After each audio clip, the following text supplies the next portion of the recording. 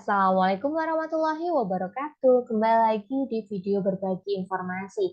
Pada video kali ini kita akan berbagi pengalaman penyelesaian aksi nyata di platform Merdeka Mengajar.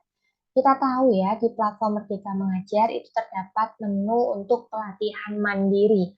Yang apabila kita klik untuk pelatihan mandiri, maka akan muncul topik-topik yang harus kita selesaikan. Nah, di sini yang terbaru itu ada 34 topik yang harus teman-teman selesaikan.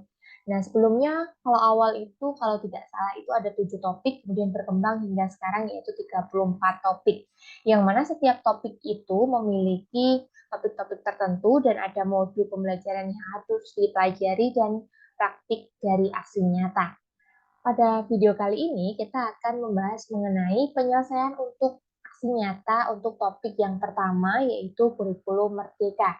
Dalam topik 1 yaitu kurikulum merdeka itu terdapat dua modul pembelajaran yaitu modul 1 dan modul 2.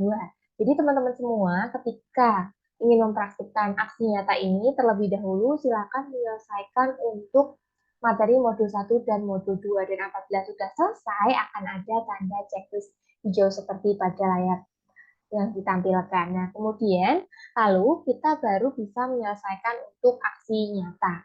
Nah, yang pertama kali dilakukan adalah memilih aksi nyata yang diinginkan.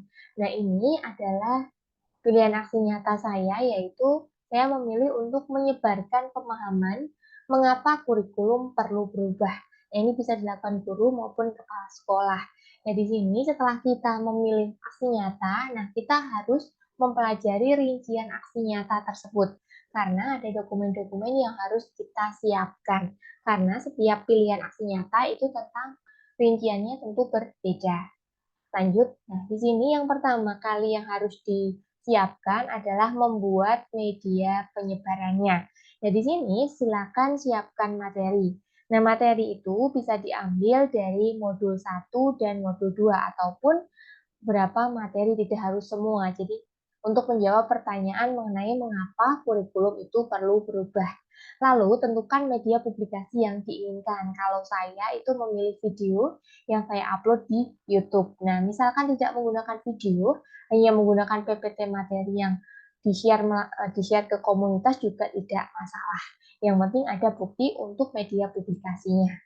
Yang kedua itu membuat umpan balik. Nah, umpan balik di sini yang saya contohkan itu menggunakan form umpan balik menggunakan Google Form dan yang kedua menggunakan menggunakan file Word biasa ya dan kita sebarkan ke teman-teman untuk menjawab pertanyaan yang umpan balik. Nah, untuk pertanyaan sendiri itu sudah ada ditentukan jadi wajib dicermati ya. Di sini untuk pertanyaannya adalah yang terkait kurikulum merdeka itu adalah hal yang saya ketahui tentang pentingnya kurikulum perlu berubah adalah dan kemudian yang kedua hal yang saya lakukan untuk mewujudkan peran sebagai 3 pilar pendidikan. Nah, di sini bisa menggunakan Google Form maupun umpan balik menggunakan file dalam Word seperti itu. Lalu, ini dokumen yang kedua yang harus kita siapkan. Balik dari audiens yang kita sebarkan. Lanjut yang ketiga adalah membuat refleksi. Nah, untuk refleksi yang di sini adalah refleksi untuk diri kita sendiri.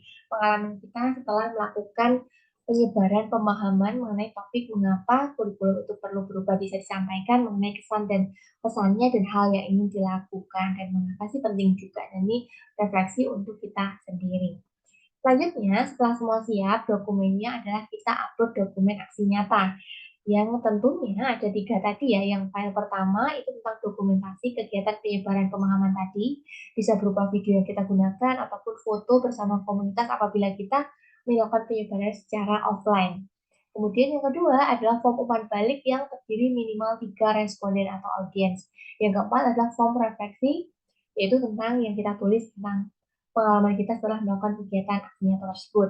Nah, saran saya untuk ketiga dokumen ini bisa di PDF-kan sehingga tidak mudah ya, lebih mudah kalau bentuknya PDF. Setelah itu, kalau sudah selesai PDF, kemudian silakan di-upload di bagian praktik aksi nyata, bisa ikuti langkah-langkahnya. Kemudian sebelum mengupload itu ada 2 pertanyaan atau 3 pertanyaan yang harus dijawab.